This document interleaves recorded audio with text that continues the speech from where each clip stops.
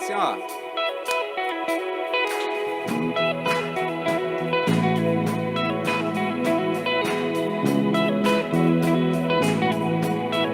Canta aí, vai. Não há outro Deus como o Senhor é.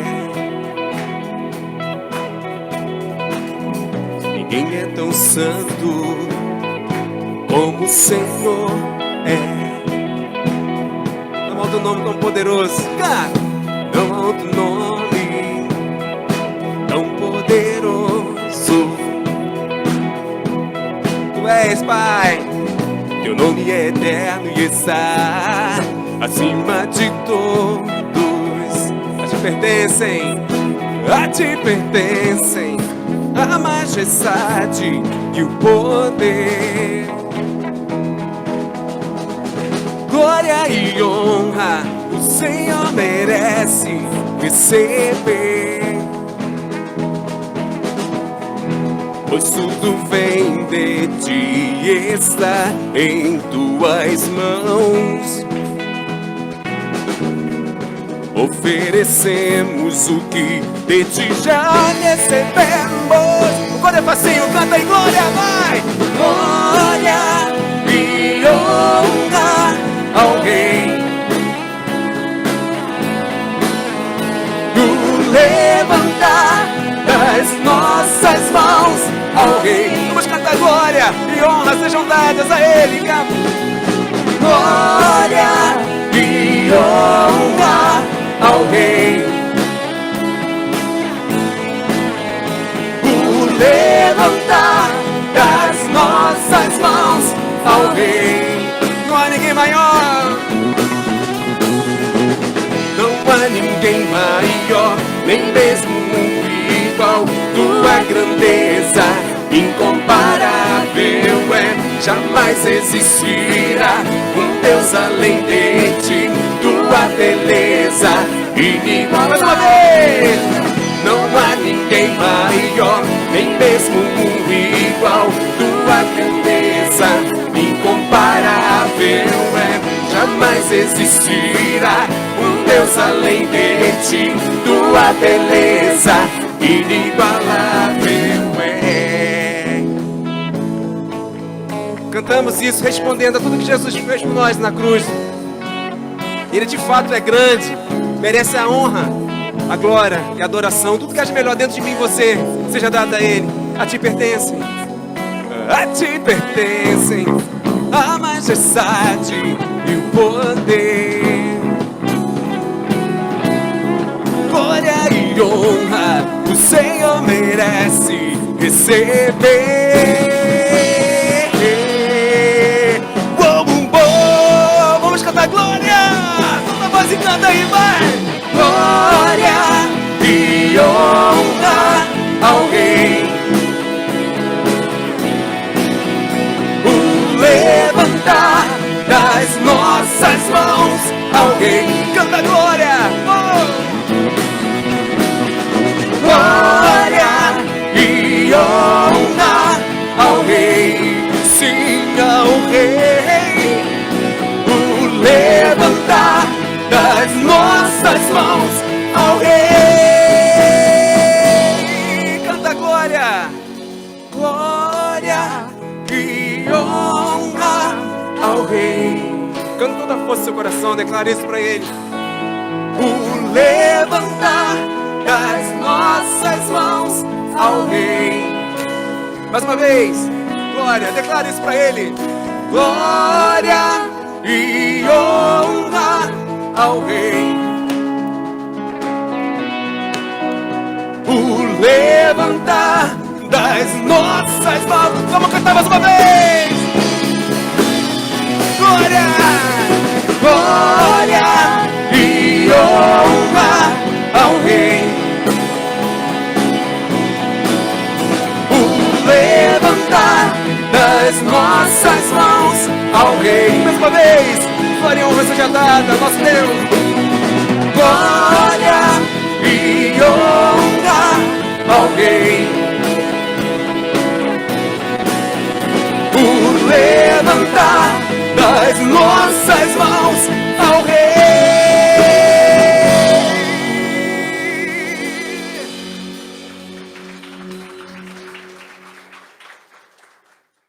Olá, seja muito bem-vindo. Já cantamos aí uma canção e a gente está muito feliz que você está conosco. A gente compreende que não pode estar presente nesse momento publicamente, né?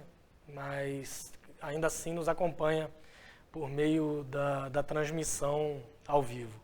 Eu só vou pedir um favor, você que nos assiste de casa, se você puder, compartilhe esse vídeo para que outras pessoas tenham acesso também à mensagem do Evangelho. Se você puder também, tire uma foto, faça um print, tire uma foto assistindo na TV, poste nas suas redes e marque a CBM também, por gentileza. A gente segue por aqui, a gente vai cantar juntos mais uma canção agora e logo em seguida a gente vai falar sobre o sentimento de frustração, dando prosseguimento à nossa série sobre emoções, como lidar com sentimentos à luz do Evangelho. Que legal que você está aqui e vamos continuar juntos até o fim. Até já.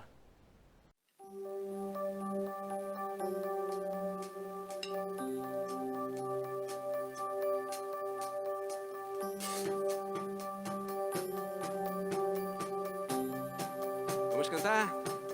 Canta aí, vai. Igual a ti não há outro, é impossível.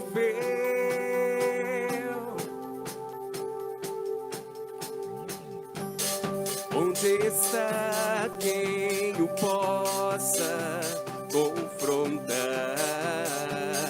Invencível. Abriu o mar, canta aí.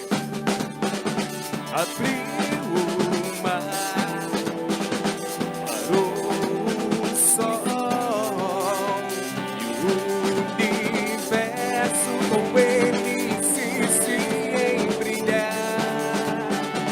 E se a noite me alcançar, me lembrarei. Vamos cantar forte, canta aí. Deus é mais forte que a morte, ele vive pra sempre, com ele eu vou reinar. Eu quero viver, só quero viver, se for para ele, por ele. Teu amor me fez novo, tão novo, tão novo. Ó Rei da Glória,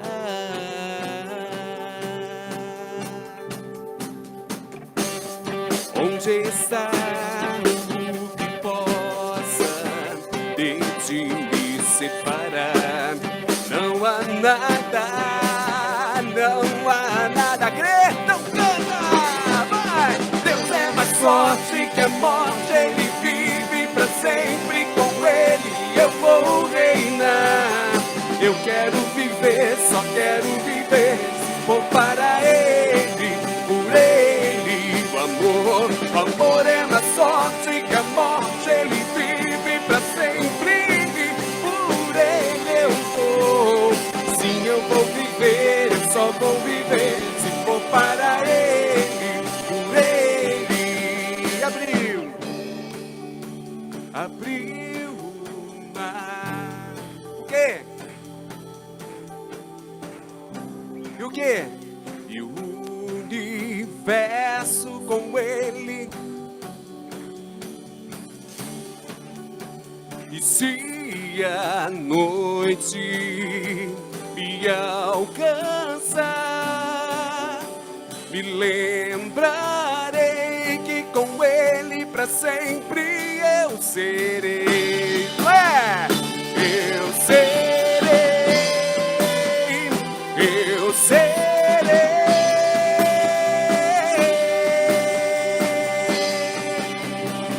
Vamos cantar! Deus é mais forte que a morte, ele vive pra sempre, com ele eu vou reinar. Eu quero viver, só quero viver, se for para ele, por ele.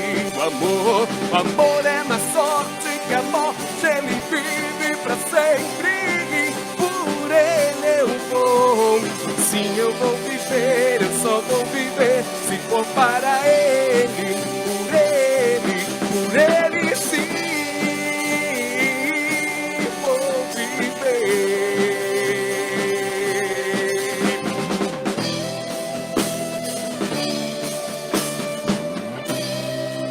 Amém?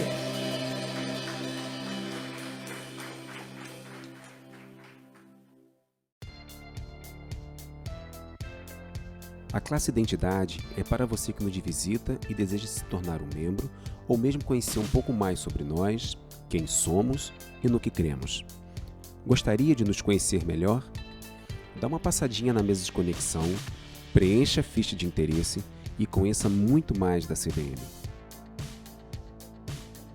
Grupo Pequeno Semanal. No GPS, nós estudamos a Bíblia, oramos juntos, adoramos a Deus e crescemos em comunhão. Não faz parte de nenhum GPS? Não perca essa oportunidade. Deixe o seu nome na mesa de conexão e faça parte você também. Você tem interesse pelo batismo ou mesmo conhecer um pouco mais sobre os princípios bíblicos para poder se batizar? Vem com a gente e faça o Siga-me, a classe de discipulado da CBN. Lá, você vai poder se aprofundar em vários temas e esclarecer todas as suas dúvidas. Então, corre na mesa de conexão, preencha a ficha de interesse e vamos juntos. Voluntariado CBN. Conexão, som, multimídia, transmissão, ministério infantil, música, ação social. Ufa! São várias áreas. E você, não está em nenhuma área? Vem com a gente e vamos servir a Deus juntos, servindo aos nossos irmãos. Passa lá na mesa de conexão, deixa o seu nome que a gente faz contato com você.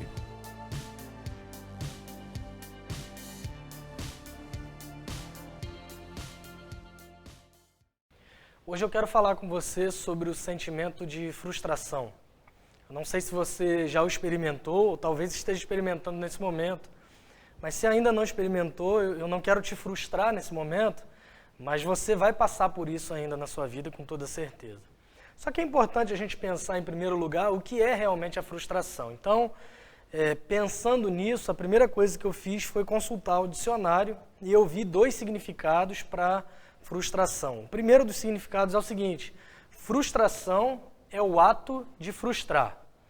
Fiquei realmente frustrado quando eu vi isso, porque não foi muito útil para mim, só que por sorte, ou por Deus, ou por qualquer outro motivo, eu parti para o segundo significado, a segunda definição, que é o que pode nos dizer alguma coisa realmente que nos seja útil e importante quando a gente pensa sobre isso.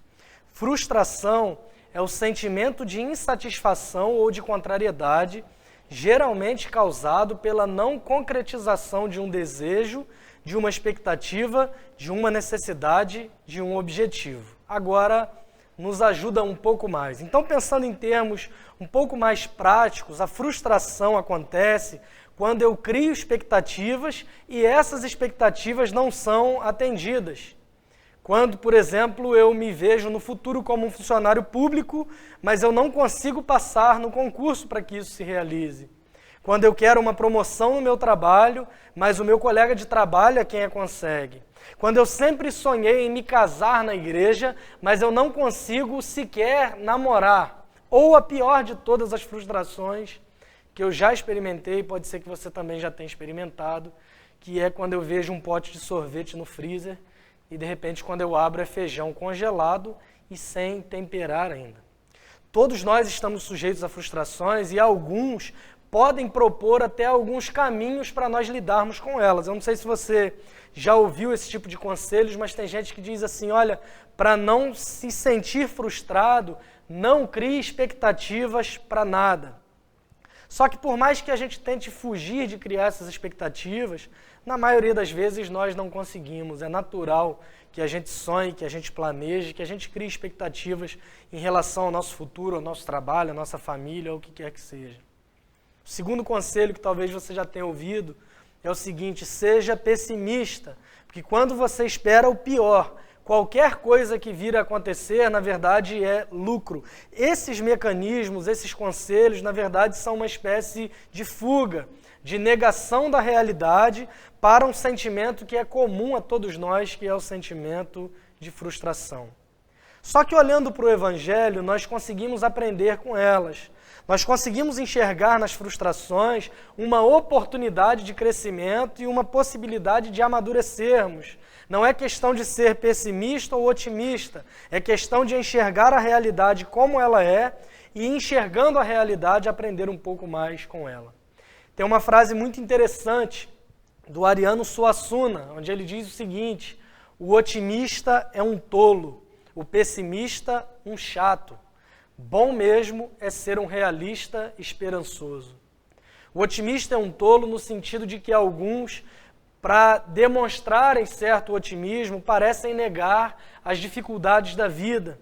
Alguns, para transparecerem a ideia de um otimismo absoluto, parecem estar desconectados da realidade. O pessimista é um chato porque ninguém merece uma pessoa que só vê o lado negativo das coisas sempre. E ele, nessa sua frase, propõe uma terceira via, que é, ao invés de ser tolo, sendo um otimista, ignorando as realidades da vida, ao invés de ser um chato, olhando só o lado negativo das coisas, essa terceira via que ele apresenta é sermos um realista esperançoso. Eu não nego a dificuldade que a realidade apresenta para mim, mas ao mesmo tempo eu respondo a isso com esperança. O grande problema é que nós, quando olhamos para a realidade, pode ser que a gente fique ainda mais desesperado.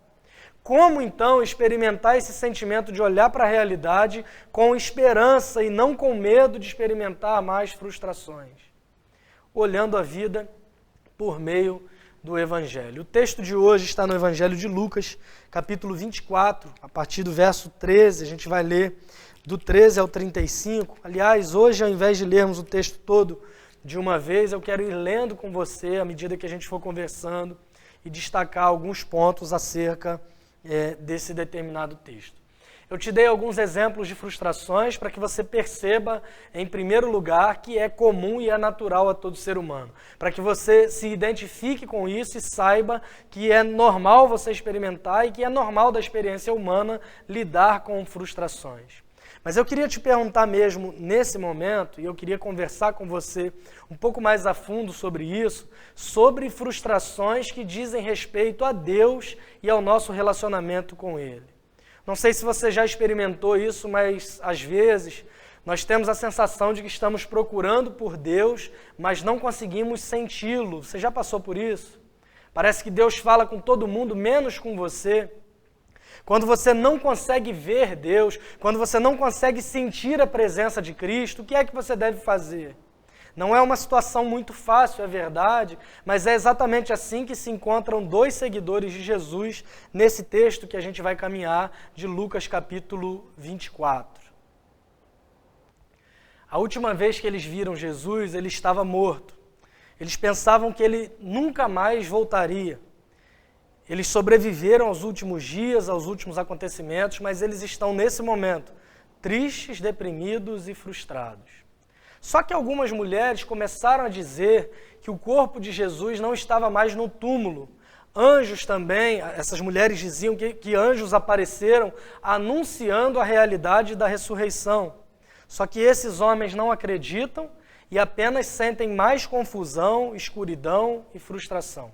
Eles vieram a Jerusalém para a festa da Páscoa e agora é hora de retornarem para casa. Lucas 24, versículo 13. Nesse mesmo dia, 2 deles seguiam para um povoado chamado Emaús, distante de Jerusalém 60 estádios, e iam comentando tudo o que havia acontecido. Enquanto comentavam e discutiam, o próprio Jesus se aproximou e começou a acompanhá-los, mas os olhos deles estavam como que fechados, de modo que não o reconheceram. Esses dois amigos estão voltando de Jerusalém para essa vila, para esse povoado chamado Emaús, que fica a uma distância aproximada de 10 quilômetros. Enquanto eles estão voltando e falando sobre o que tinha acontecido, sobre a crucificação, sobre a possibilidade da ressurreição, do túmulo vazio, o que acontece? Jesus chega e começa a caminhar ao lado deles. Essa é a primeira vez que nós vemos o Jesus vivo surgindo em Lucas no capítulo 24. Os anjos anunciaram isso nos primeiros 12 versículos, mas essa é a primeira vez que Lucas mostra o Jesus vivo em ação para os seus leitores. E ele o faz, Jesus o faz da maneira mais despretensiosa. Jesus simplesmente aparece e começa a caminhar ao lado deles, versos 17 e 18. Então ele lhes perguntou, do que estás falando pelo caminho? Eles então pararam tristes. Um deles, chamado Cleopas, respondeu: És tu o único visitante em Jerusalém que não soube das coisas que ali aconteceram nesses últimos dias? Lucas dá o nome de Cleopas porque ele está citando a sua fonte. Ele está nos mostrando que essa história não é uma história inventada, mas é uma narrativa absolutamente confiável. Esses homens tinham ido para Jerusalém, experimentaram a festa da Páscoa, foram testemunhas da crucificação, da morte de Jesus e agora estão retornando para sua cidade. E Lucas está dizendo que o nome de um deles é Cleopas, inclusive atestando a veracidade da sua história. Versos 19 a 21, ele lhes perguntou quais, ou seja, Jesus perguntou quais coisas aconteceram nesses últimos dias. E eles responderam: as que dizem respeito a Jesus, o Nazareno, que foi profeta, poderoso em obras e palavras diante de Deus e de todo o povo, como os principais sacerdotes e as nossas autoridades o entregaram para ser condenado à morte e o crucificaram. Nós esperávamos que fosse ele o que traria a redenção a Israel. Além disso, já faz 3 dias que essas coisas aconteceram. Esses homens estão conversando com o próprio Jesus sobre coisas que tinham acontecido a Jesus. E é interessante que nesse trecho que a gente acabou de ler, no verso 19, eles citam Jesus, o Nazareno, que foi profeta. Eles chamam Jesus de profeta. Eles não têm a ousadia, a fé de afirmar Jesus como sendo o Messias ou o Cristo. Esses homens parecem ter perdido a fé por conta dessa frustração. Que frustração é essa? Jesus está morto. Logo, se na concepção dele Jesus está morto, ele deve ter sido apenas mais um profeta, como tantos profetas que surgiram na história de Israel e que agora também estão mortos. Esse homem perdeu a batalha da própria vida, esse homem enfrentou a morte. Logo, ele não pode ser o Messias escolhido por Deus, porque o Messias escolhido por Deus, na concepção desses homens e do povo de Israel, esse homem deveria vir e libertar o seu povo, mas a realidade é que Jesus está morto.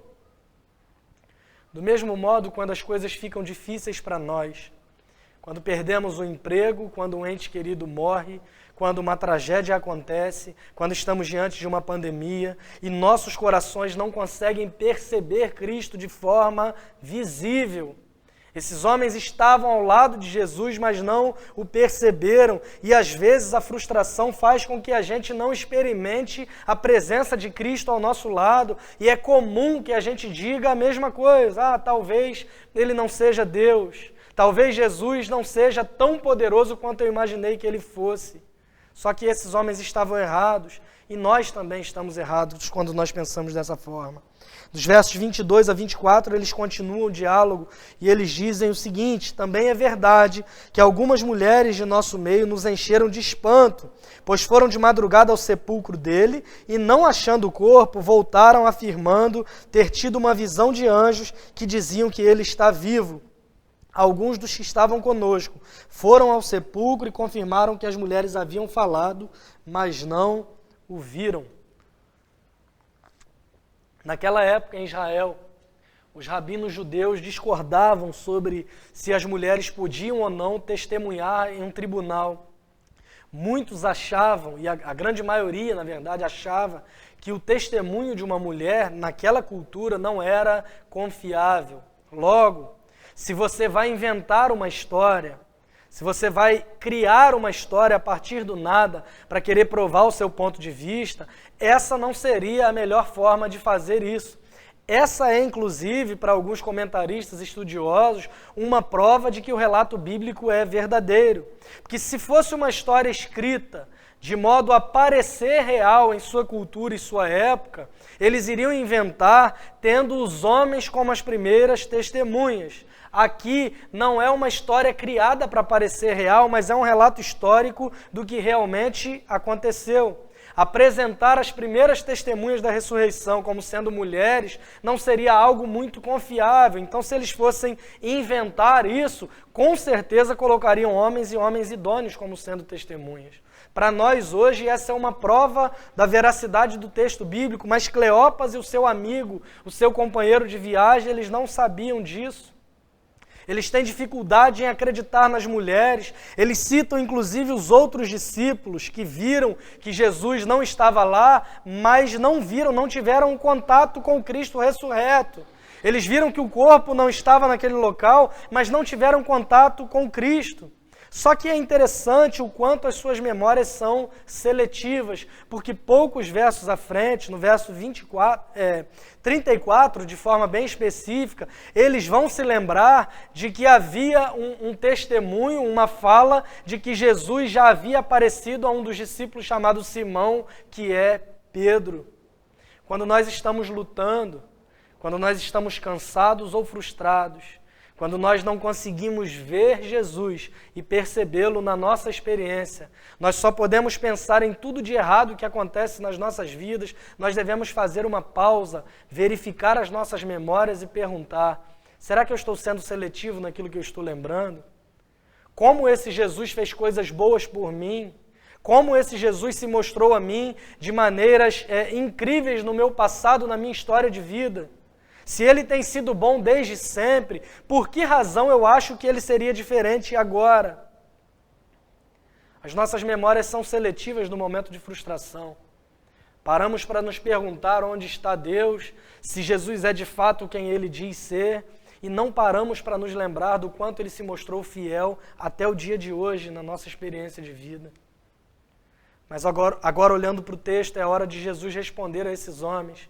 E ele realmente começa a abrir os seus olhos para ele, mas ainda não de maneira visível e palpável, que talvez eles até preferissem, e nós também. Em vez disso, Jesus vai se revelar a eles, apontando para si mesmo no Antigo Testamento, que era a Bíblia que eles possuíam. Versos 25 e 26. Então Jesus disse para aqueles dois homens: ó tolos, que demorais a crer no coração em tudo que os profetas disseram. Acaso o Cristo não tinha de sofrer essas coisas e entrar na sua glória? Jesus os repreende por não terem esperança e por não perceberem o que realmente aconteceu. Aqueles homens pensavam que o Messias seria um libertador político, mas Jesus mostra a eles que isso não é o que o Messias veio fazer. Eles dizem, inclusive, no início dessa narrativa, quando eles começam a conversar com Jesus, que eles acreditavam que esse homem, no verso 21, nós esperávamos que fosse ele o que traria a redenção a Israel. A concepção de redenção que eles tinham era diferente da concepção de redenção do plano original de Deus. Por isso a frustração de que Deus não estava agindo do modo que eles esperavam. E Jesus não veio para ser vitorioso como um líder militar, que talvez fosse a esperança deles, mas Jesus vem para alcançar a vitória por meio do seu próprio sofrimento, dando a sua própria vida para a redenção de todos aqueles que creem no seu nome. E assim como o nosso Cristo, o Messias, o ungido de Deus, ele sofreu, os cristãos também sofrerão. Não tem porquê a gente esperar um caminho diferente. Deus não nos promete vida sem dor. Deus não nos promete uma vida onde a gente sente o tempo inteiro a presença de Deus perto de nós. Eu não sei você, mas me assusta quando eu vou em alguns cultos, alguns lugares, que eu vejo as pessoas o tempo todo dizendo: eu estou sentindo a presença de Deus, porque na minha experiência, não sei, talvez me falte fé, mas na minha experiência há muitos momentos em que eu não consigo sentir isso. A gente passa por provações, dificuldades, trevas. Às vezes nós nos sentimos sozinhos. Na verdade, para mim é muito normal passar por momentos em que há uma luta para ver Cristo por conta de tudo que está acontecendo na nossa vida. Mas Deus pode usar inclusive esse tempo para nos aproximá-lo dele. E uma das maneiras pelas quais nos aproximamos de Cristo, se não a principal delas, é meditando e lendo as Escrituras. Verso 27, e começando por Moisés e todos os profetas, explicou-lhes o que constava a seu respeito em todas as Escrituras. Talvez esse tenha sido o melhor sermão da história. Jesus falando sobre si mesmo por todo o Antigo Testamento. Jesus apresentando uma visão panorâmica do Antigo Testamento para dizer que tudo está apontando para Ele. Não é que cada palavra do Antigo Testamento seja sobre Jesus, mas na verdade cada palavra atesta a nossa incapacidade, fala sobre os nossos pecados e como consequência disso, a necessidade de termos um Salvador que viria, e esse Salvador é o próprio Jesus. Desde Gênesis, a história de Adão e Eva, dizendo que surgiria um descendente da mulher que pisaria na cabeça do descendente da serpente, é uma profecia acerca de Jesus. Se você caminha a história da Arca de Noé, por exemplo, que a arca foi a salvação para aqueles que acreditaram na palavra de Deus, Jesus é a salvação para os que creem na palavra de Deus. Se você caminhar pela história de Davi, que foi um rei com algumas qualidades, porém imperfeito, que anunciava, que era uma pré-imagem, que prefigurava um Cristo que seria o rei perfeito sobre todas as coisas. Nós fizemos aqui na igreja uma série sobre isso, chamada Jesus antes de Cristo, que nos mostra que Ele é, de fato, o cumprimento de todas as coisas. E qual é a aplicação aqui, o que isso tem a ver com a minha vida? Quando você não consegue enxergar Jesus no sentido físico e literal, quando você não consegue experimentar a presença de Jesus ao seu lado, olhe para as Escrituras. Quando você não consegue ver o que Jesus está fazendo em sua vida, ou não consegue ouvi-lo falando com você, olhe para as Escrituras, vá para a sua Bíblia, veja Jesus presente lá, ouça a voz de Jesus lá. Quer ouvir a voz de Jesus? Leia a Bíblia. Quer ouvir a voz de Jesus de forma audível? Leia a Bíblia em voz alta. Nós somos místicos demais e pouco práticos em relação a isso. Contando mais uma vez uma experiência pessoal, honestamente eu fico um pouco frustrado também, quando algumas pessoas me perguntam se Deus fala comigo. Muita gente diz, eu ouvi uma voz, o meu chamado para o ministério foi uma mão que surgiu do céu, é uma bola de fogo, o calor está de matar, realmente está um calor de matar aqui, mas tem gente que tem experiências tão místicas e eu não sei se eu já ouvi Jesus falar comigo de forma audível. Às vezes orando, a gente recebe algumas impressões, alguns pensamentos no meio da oração que parecem vir do próprio Deus, que parecem vir como uma instrução do Espírito Santo de forma muito direta e pessoal, mas eu não sei se isso conta. A ponto de poder dizer que Jesus falou e eu ouvi. Tem gente que sabe o tom de voz de Jesus. Tem gente que tem o ouvido absoluto em relação a ouvir a voz de Deus e sabe até o tom de voz de Jesus.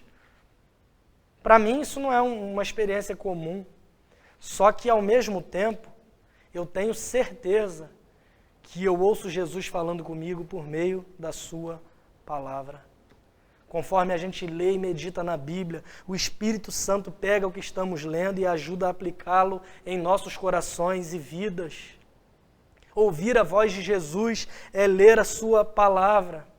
Nesse caso, conforme esses dois viajantes ouvem Jesus falando, eles começam a perceber que eles não tinham entendido algo, que Jesus veio para libertar o seu povo, mas não como um poderoso guerreiro, mas como um cordeiro sacrificial que entrega a sua própria vida. Mesmo assim, depois de tanta exposição das Escrituras, depois de tanta conversa, eles ainda não reconhecem que aquele que está diante deles é Jesus. Esse texto parece até engraçado. Só que agora, eles o viram por meio das Escrituras. Eles descobrem quem é Jesus por meio da exposição bíblica. E agora sim, eles estão prontos para terem os seus olhos abertos. A partir do verso 28. Quando se aproximaram do povoado para onde se dirigiam, Jesus fez como quem ia seguir adiante. Eles, porém, insistiram, fica conosco, pois já é tarde e o dia está terminando.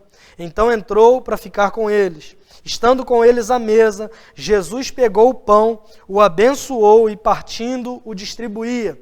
Então os olhos deles foram abertos e o reconheceram, e ele desapareceu de diante deles.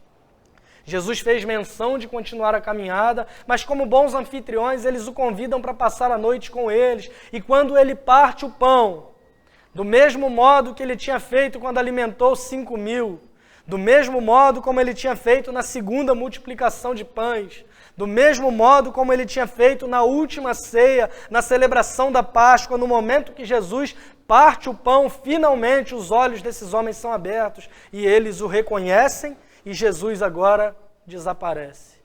O que é mais interessante é que eles têm uma experiência incrível com o próprio Jesus. Mas o que faz com que aqueles homens fiquem maravilhados é a explicação das Escrituras. Verso 32, e disseram uns aos outros, acaso o nosso coração não ardia pelo caminho, quando ele nos falava e abria as Escrituras? Irmãos, a gente mistifica muito esse negócio de coração arder, coração aquecido, coração cheio de Deus, e às vezes a gente despreza a experiência de compreensão da palavra de Deus.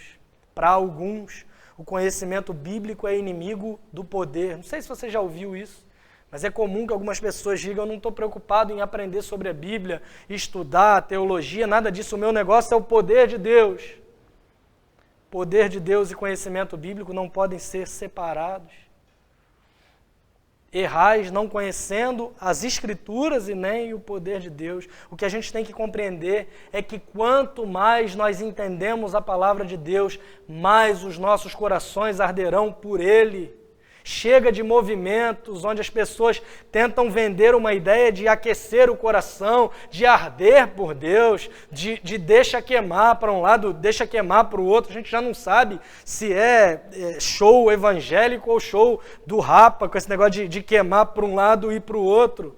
A gente tem que desmistificar isso e compreender que ter o coração ardendo por Deus é uma consequência natural do conhecimento bíblico. Você quer sentir a presença de Deus? Você quer saber e experimentar que Jesus está vivo? Mergulhe na palavra dele. Quando você não pode ver Jesus, quando você não consegue perceber Jesus de modo palpável, olhe para as Escrituras e saiba que ele está lá. Mas eles não param nas Escrituras no sentido de somente no Antigo Testamento e sobre o que o Antigo Testamento falava sobre Jesus. Eles estão agora diante da promessa se cumprindo e a ressurreição é agora um fato. Eles se tornam testemunhas da ressurreição. Eles estavam frustrados porque achavam que Jesus tinha morrido e agora eles são testemunhas porque tiveram um encontro pessoal com ele. Versos 33 a 35, e na mesma hora levantaram-se e voltaram para Jerusalém e encontraram reunidos os 11 e os que estavam com eles, os quais diziam, é verdade, o Senhor ressuscitou e apareceu a Simão. Então os dois contaram o que havia acontecido no caminho e como o reconheceram no partir do pão.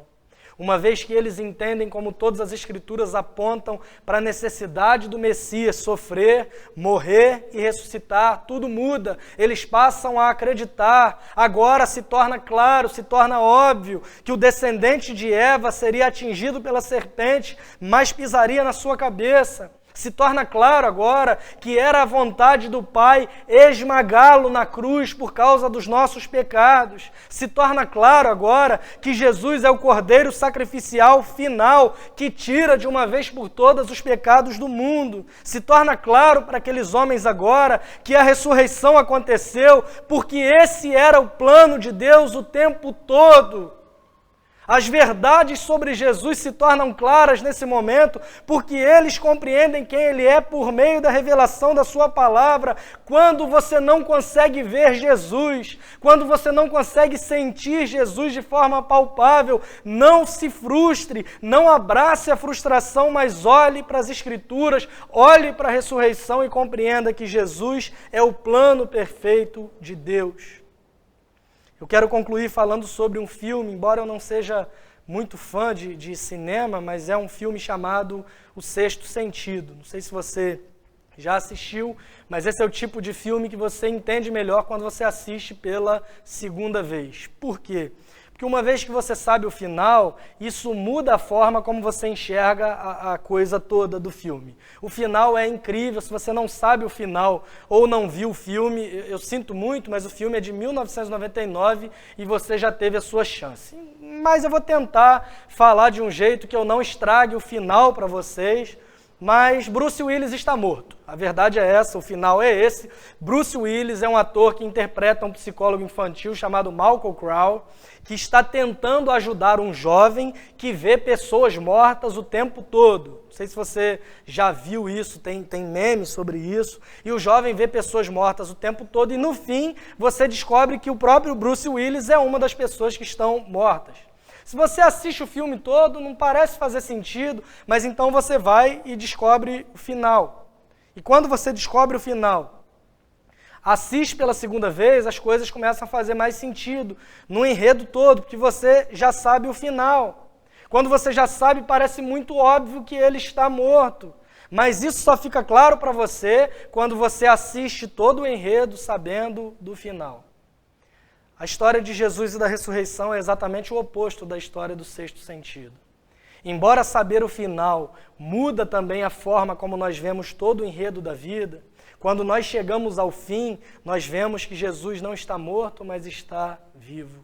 O Evangelho é a boa notícia de que o herói da nossa história está vivo, está bem e venceu sobre todas as coisas. E agora, conforme você analisa as Escrituras, conforme você olha para a sua própria existência e para a sua caminhada, você não pode deixar de perceber todas essas coisas à luz dessas boas novas, à luz do Evangelho. É tudo sobre Jesus. Tudo está apontando para a nossa necessidade por Ele. É tudo sobre esse Salvador que viria pagar o sacrifício final e a boa notícia para nós é que Ele já veio. Saber o final do filme, ou seja, que Bruce Willis está morto, te faz enxergar o filme todo de uma maneira diferente. Saber o final da história, a narrativa completa do Evangelho e saber que Jesus está vivo e venceu a morte, te faz enxergar as Escrituras e a tua vida também de modo diferente. É tudo sobre Ele, seu sofrimento, sua morte, sua ressurreição que nos dá vida, para que qualquer um que se arrepender de seus pecados e colocar a sua fé e confiança nele, um dia ressuscite também e viva com Ele eternamente. Quando nos sentimos frustrados e desanimados, quando não conseguimos sentir a presença de Deus, é exatamente nisso que nós precisamos nos concentrar. Abraçarmos a palavra de Deus, crermos na palavra de Deus e crermos que Jesus ressuscitou dos mortos. Quando você não pode ver Jesus ou percebê-lo de forma palpável, olhe para as Escrituras e por meio delas creia na ressurreição. Que seja assim para a glória de Deus.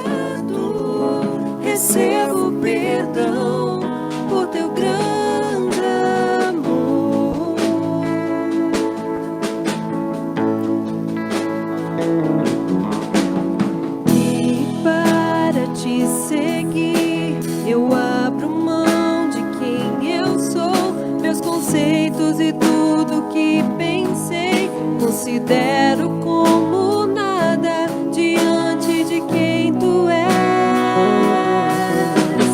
Teu amor se derramou, veio a nós, homem se fez. E no auge da tua dor, a tua glória revelou. Se quero te conhecer, olho para a cruz.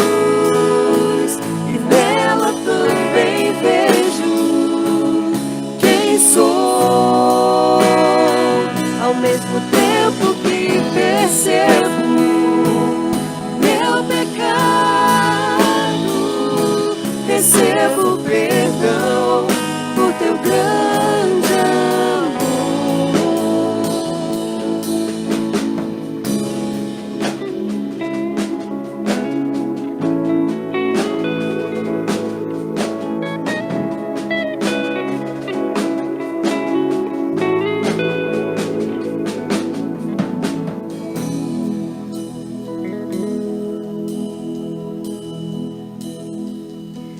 e quero te conhecer.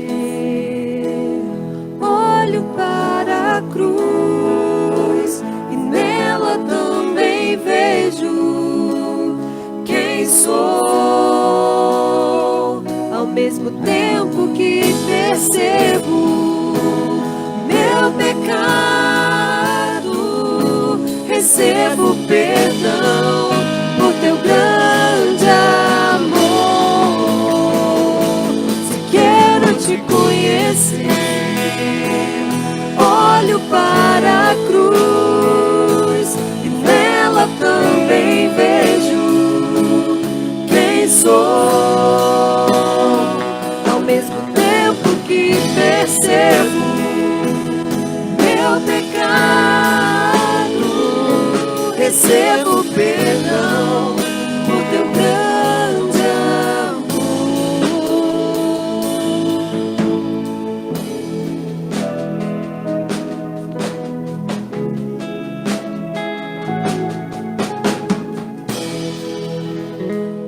Vamos orar. Deus, obrigado pela tua palavra, pela exposição dela, onde a gente consegue perceber quem Jesus é de fato e o que ele fez por nós. Nos ajude a lidarmos com os sentimentos de frustrações que se dão pelas falsas expectativas criadas e por, às vezes, achar também que o Senhor deve agir do jeito que nós imaginamos. Nos perdoa pela nossa pretensão, pela nossa arrogância, que tem como resultado esse sentimento de frustração. Às vezes a gente experimenta isso como resultado dessa nossa própria arrogância. Às vezes não. Às vezes o sentimento de frustração vem por fatores externos, de sofrimento, de dificuldade que a gente tem experimentado, especialmente nessa época de pandemia. Às vezes a gente se sente um pouco assim, com tudo aquilo que a gente planejou, imaginou, não acontecendo, e a gente se sente um pouco frustrado. Mas obrigado por nos trazer de volta para a mensagem do Evangelho, por trazer os nossos olhos de volta para essa compreensão, que é o que nos faz viver uma vida em abundância, conforme o Senhor Jesus nos prometeu.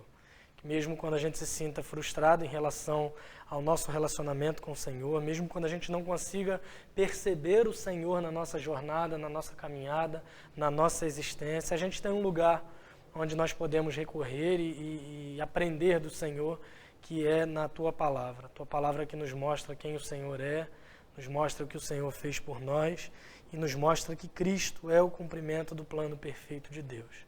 No nome dele nós oramos agradecidos. Amém. Obrigado a você que esteve junto com a gente até aqui. Que Deus te abençoe. A gente espera que muito em breve nós possamos estar todos juntos reunidos, mas enquanto não é possível, a gente fica muito feliz que você esteja junto conosco nesse momento. Que Deus te abençoe.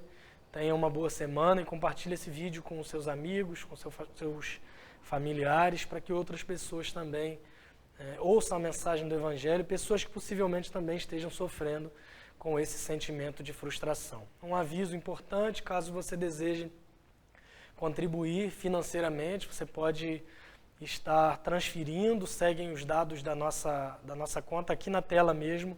Você vê aí as informações sobre o nosso Pix, sobre a agência, conta e os meios de contribuição que você tem. Que Deus te abençoe e tenha uma boa semana em nome de Jesus.